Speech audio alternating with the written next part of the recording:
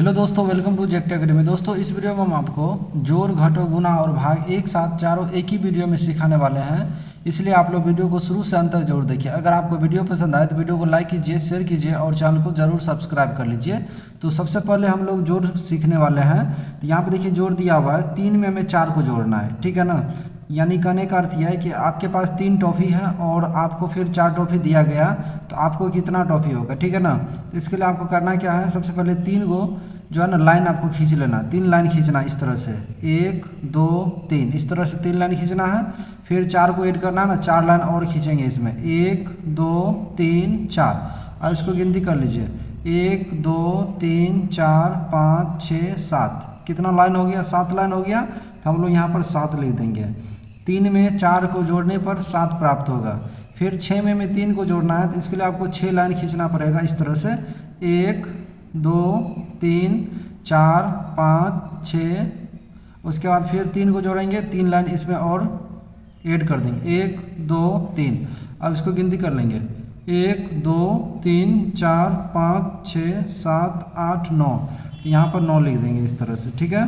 फिर हमें 4 में 5 को जोड़ना है, तो इसके लिए आपको 4 लाइन खींचना पड़ेगा। चलिए 4 लाइन खींच लेते हैं, 1 2 3 4। और 4 में हमें 5 को जोड़ना है, तो 5 लाइन और इसमें खींचना पड़ेगा, 1 2 3 4 5।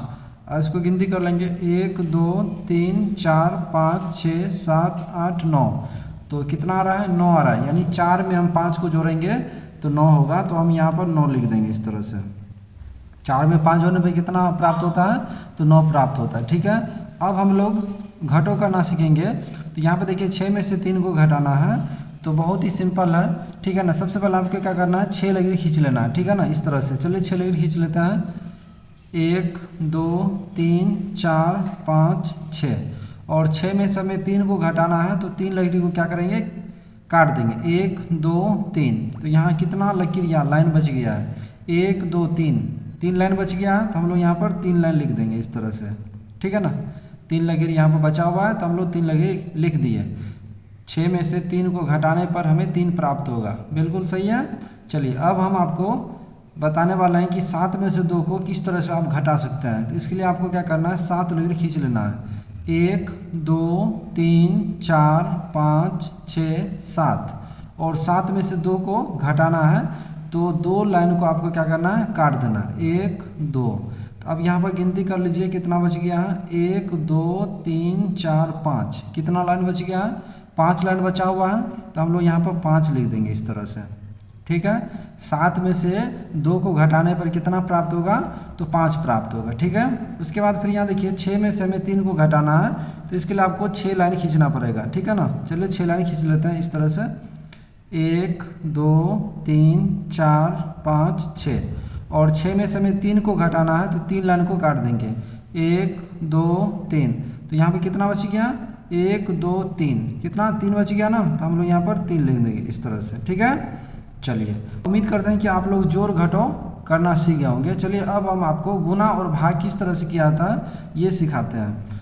तो यहाँ पर देखिए 434 में क्या करना है, 2 से गुना करना है। तो आपको इसके लिए टेबल का आना बिल्कुल ज़रूरी है, ठीक है ना। 2 से 20 तक का टेबल आपको मालूम होना चाहिए, तभी आप जो है आसानी से गुना और भाग कर सकते हैं, ठीक है ना।